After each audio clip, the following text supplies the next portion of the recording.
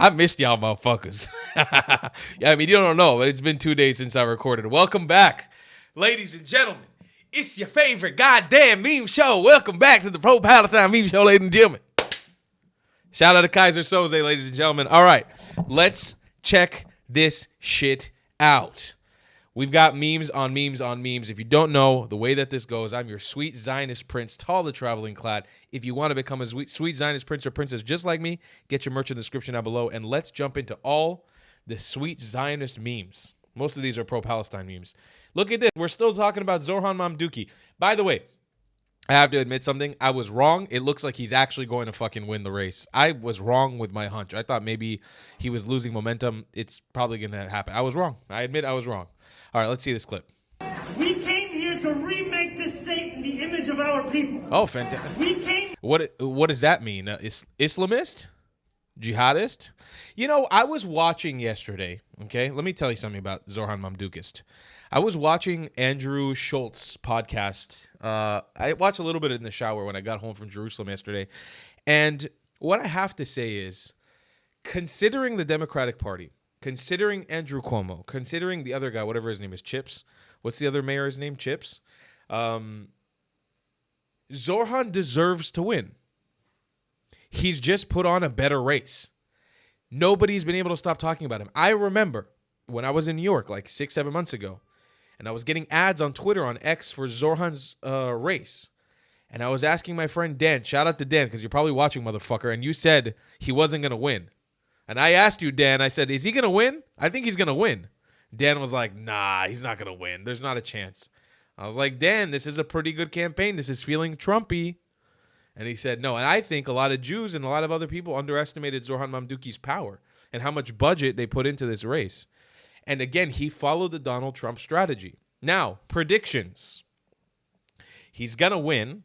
And I think instead of all this crazy talk that Trump is going to do about being his worst enemy, I actually think Trump and him are going to work together. I may be wrong. I was wrong about him winning. He's probably going to win. But I think him and Trump are going to work together. I think that Trump, rather than going at him, is going to try to be a more peaceful president and actually try to work with him just because clout. Because Zorhan Mamduki has gained so much clout in the last year, it's almost like it's fighting a celebrity. And I'm not sure that Trump's going to do that. I could be wrong. It's a gut feeling, and I could be wrong. But I was just watching their podcast with Andrew Schultz, and I was like, damn, man, the guy is following the strategy. He deserves the win on this one. And to be completely honest with you, I don't know if he's going to successfully be able to do all this socialist, democratic, weird shit. He's definitely going to be able to do the Islamism thing. New York will be like London in a few years' time, considering how Mamduki runs it. Like, it will be very similar to London, for sure. And that's not a good thing. But I do kind of feel like the citizens of New York City, people of the Bronx, the people of Queens, the people of Brooklyn, who don't have the best life, yeah, the people who are struggling to pay bills, my friends who I know in New York, who are not rich people, who are just, they want to live in this place because it's an incredible place to live, but they suffer financially for it. I think they need this lesson. What can I say? Like, you want to fight for your city to be the best place, you got to fight harder. You got to pull out better candidates. You got to vote harder.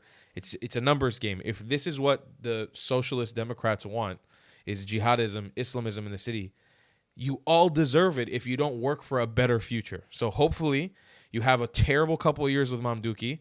Hopefully he doesn't crumble the city into nothingness. And from that arises a new New York that rises to something better. That's the only hope that I have. You know, I mean, I think it's maybe a lesson that needs to be learned at this point. And I genuinely am afraid to think about traveling to New York City after this. It's honestly kind of terrifying. I'm not going to lie to you. All right, we got our next meme. Please listen to this amazing young man. He's telling the truth. What's poppin'? So today's video is for my black brothers and sisters who scream free Palestine. I'd like to tell you about a place called Alabid. Alabid means the slave in Arabic. The 15,000 plus black people that live in Gaza live in a place called Alabid, which is known as the slave quarters. Women have reported that they are chosen as second, third, and oftentimes fourth wives, never the first, not due to religious reasons, but based on racial biases. Of course. Black people in Palestine face racial discrimination, job discrimination, and often marriage bans. They're not even allowed to marry the same way as regular Palestinians. Now, if I, as a black person, went to a pro-Palestinian protest, and looked to my right and saw the former Grand Wizard of the KKK, looked to my left and saw a Proud Boy or a neo-Nazi, I would feel that I was in the wrong place. Well, all of these things I just stated happen in real life. They really went to these protests.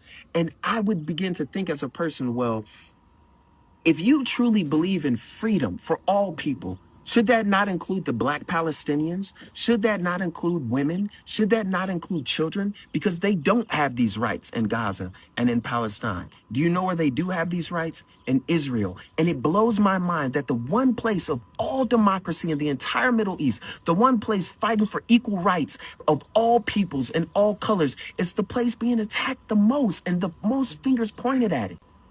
Please take yourself out of the emotions, out of the propaganda, out of what's only being shown in your light and your view from one side, and start researching for yourself.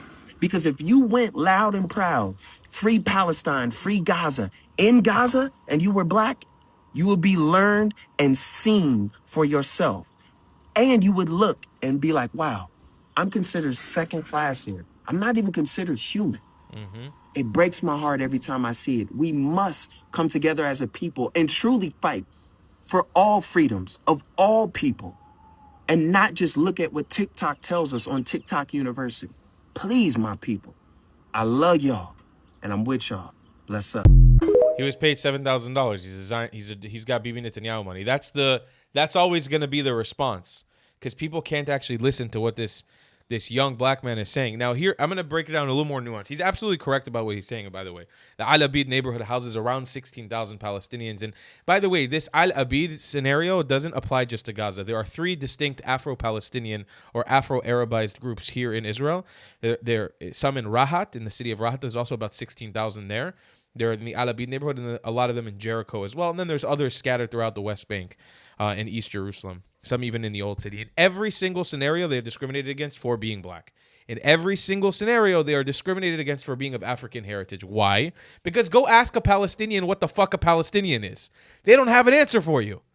They do not have an answer for you. Sometimes it's an ethnicity. Sometimes it's a religion. Sometimes it's a nationality. It just depends on the fucking day. It's how you feel. I can tell you an Israeli is a nationality. It's made up of a bunch of different ethnicities who come together under this one nationality, which is the inheritance of the ancient kingdoms of Israel. That's what we are. That is who we are. What the fuck is a Palestinian? The name means invader in Greek. It was Arabized to Philistine. Doesn't even have a meaning. Most Palestinians don't know what it means. It was popularized by the Romans and the British. And then all of a sudden the Arabs take it and make a state out of it, or make a state idea out of it. Who comes together under the idea of a Palestinian? Why are there so many ethnic groups under the title Palestinian who all want to kill each other? You guys ask me why I'm so confident about what I speak about, how I know. I walked this land physically with my own 2 feet. I walked the land. I hiked the land. I went and I sat with every fucking ethnic group here. I learned about how much hatred they have for another, and what things they love about each other. And let me tell you something. There's a lot of hatred. To break it down, the Bedouins of the north, south, and east all hate each other. The Afro-Bedouins are all discriminated against by all of them. The Domari Palestinians, who come from Indian descent, who live inside of East Jerusalem, are oppressed by all Palestinians. Nobody will marry them. And just so you know, there's a candy still today in 2025 called Ras al-Abid, which means the head of the slave, which is what's it called? It's like a little cream chocolate thing with a cream on the inside with a cookie in the bottom. We in Israel, we gave it a normal name. We call it krembo because it has cream in it. Palestinians, they call it Ras al-Abid, the head of the fucking slave. They call it the head of the slave in 2025. Isn't that fucking crazy? That's still, I walked by in Jerusalem, in the Old City. You can see the store that has it. He's never removed it. And God bless his soul. He's a nice guy. I'm not even sure if he makes the connection. Maybe he doesn't even make the connection. I'm not calling him out specifically. But I go by there every once in a while in the Old City. I know the shop that still sells it. You see it every time. Ras al-Abid. Head of the slave. Does that seem like a normal, non-racist society to you? And you know what I will say for the benefit of most African Americans and most black people I see around the world? Most black people around the world say fuck Palestine, or they don't want anything to do with Palestine. Because you realize very quickly, I think there was a big wave of African Americans or Americans of African descent or black Americans. I don't really know what the terminology is anymore, to be honest with you. Everybody has a different thing. I'll just say African Americans for now. You guys correct me in the comments if I'm wrong. You know what I saw? I saw in the beginning of the war, many gravitated toward the Palestine movement because they obviously see a kinship with somebody who has melanin in the skin. They say, hey, this is a fellow brown person, a fellow discriminated person like me. That's what we've been taught in our Western DEI politics. But very quickly, settling in the pro-Palestine space, you realize how fucking racist that side is. They are not only are they racist, they are super homophobic, super racist, super corrupt, and the internal hatred for one another is baffling. Baffling. You do not have the same rights. You don't have the same voice if you are a Sudanese, Somali Muslim. If you're from Djibouti or Eritrea, absolutely not. You don't have the same rights. You do not have the same voice.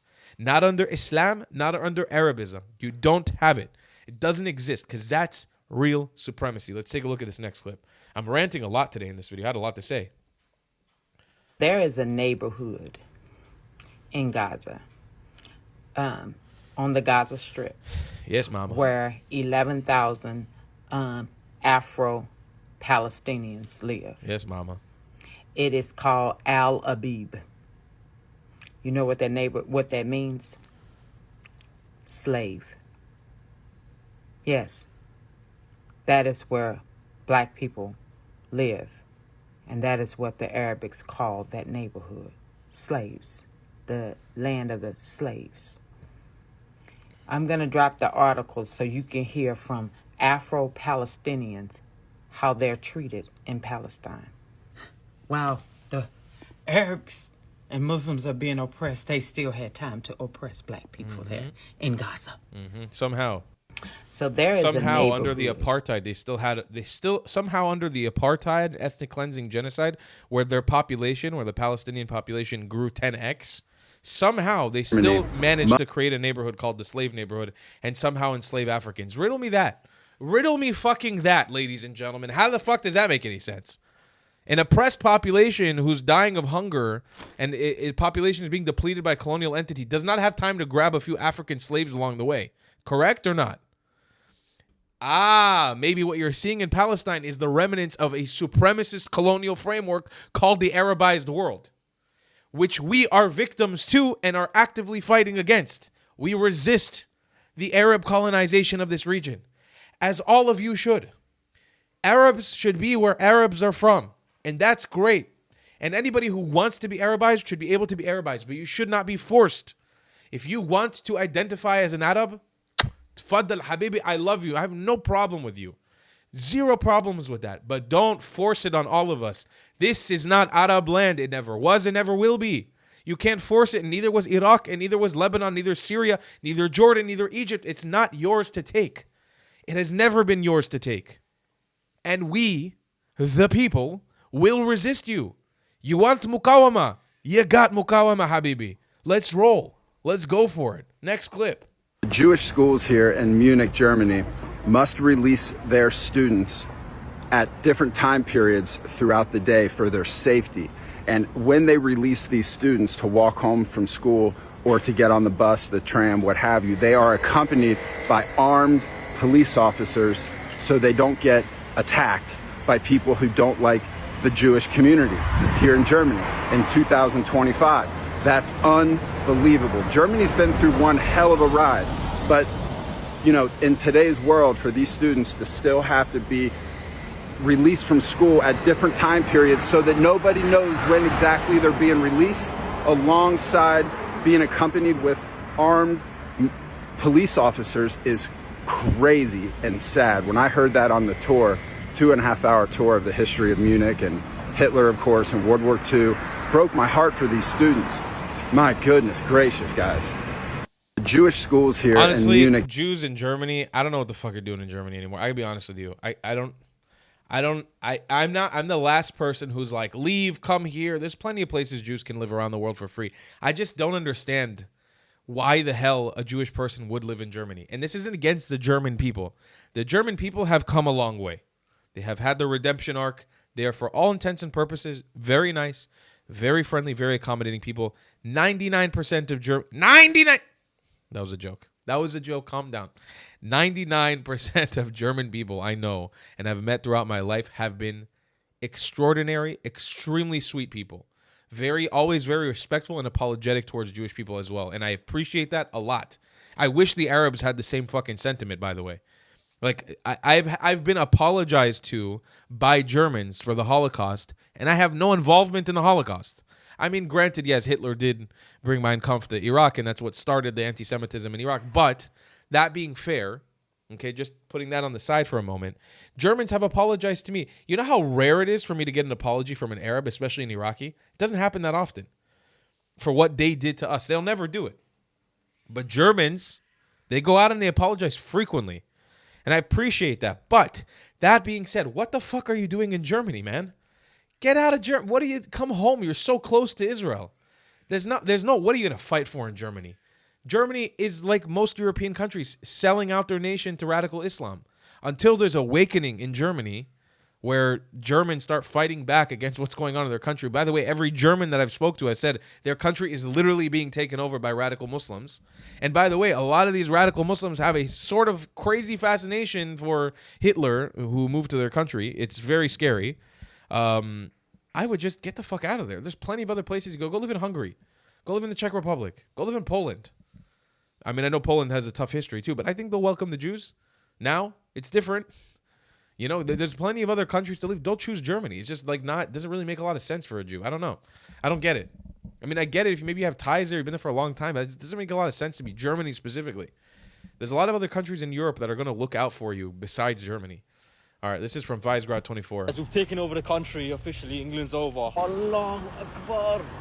Yeah, what are we lining up for? This is historical. This is historical. I don't see this for Fajr.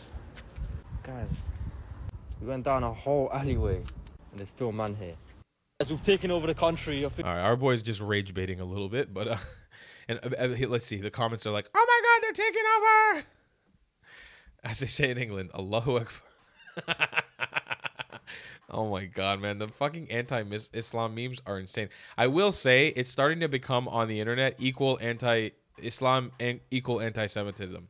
It's really starting to become like we are heading towards a point of extreme racism. Prejudice is just alive and well. Like that's just people are openly hate. I don't know where we're heading with all this. I got to be honest. It's not looking very good. Like maybe Trump's going to be able to bring some semblance of peace in our lifetime, but I don't know, man. It does not seem like we're heading towards a point of peace right now. It seems to me like we're heading towards a point of fucking hate. People really hate each other right now. When I go in the comment section of any Instagram post, any YouTube, it's just like super anti-Islam, super anti-Jew. It's crazy.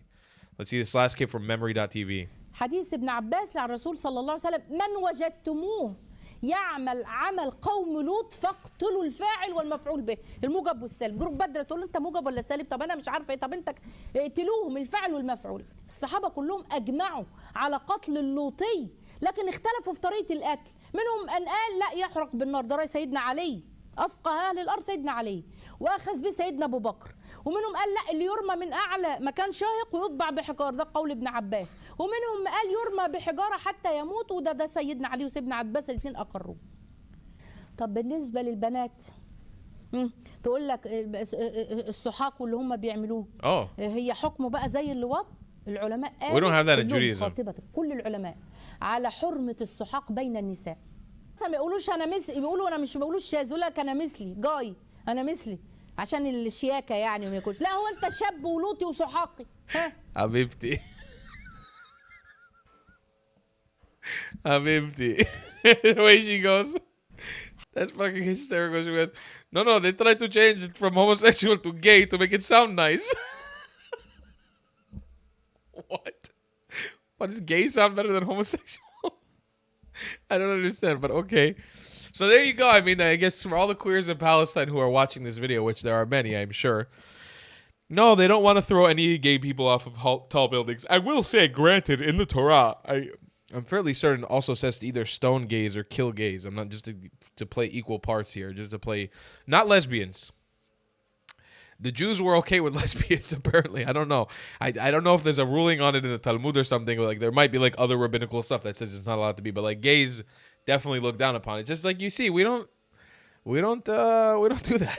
Just We gotta let them live, you know. Like let Hashem sort that out on its own. We're not here to kill gay people anymore. It's just not what we do.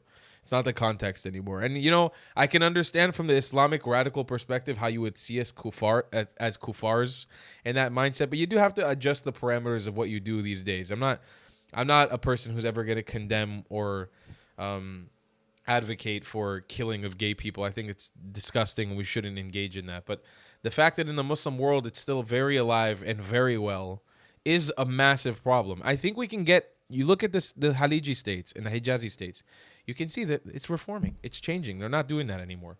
It's not accepted and loved and you can go do whatever the hell you want, but they're not murdering people anymore based on that, which is a great thing. Ladies and gentlemen, I've been your sweet Zionist prince on this journey.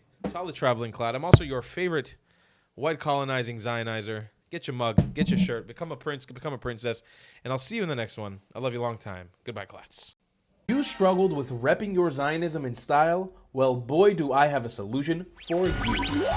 Head to thetravelingclat.com and become a sweet Zionist prince or princess today. Or maybe even let the world know you're a white colonizer with matching hat. Tell the comment section you were thrown out of 109 countries by joining the 109 Club with a matching hat. They say it was promised to you 2,000 years ago? Double down and grab a shirt that was promised to you 3,000 years ago with a matching hat. Ever dreamed of Zionizing like me? Do it with a matching hat, damn it! Show off your Iraqi pride by being someone's back daddy or showing them you were made in Iraq with a matching hat. It's time to laugh in the face of those who attack us, wear their hate with pride, and you become untouchable. TheTravelingClad.com. We got mugs, stickers, shirts, hoodies, and so much more. Go grab yourself something nice, Habibis and Habibtis. You deserve it. If you don't want to buy any merchandise, the best way to support me is by donating on Buy Me a Coffee, my PayPal, or becoming a member on my Patreon. Your support is very much needed and very much appreciated. Thank you.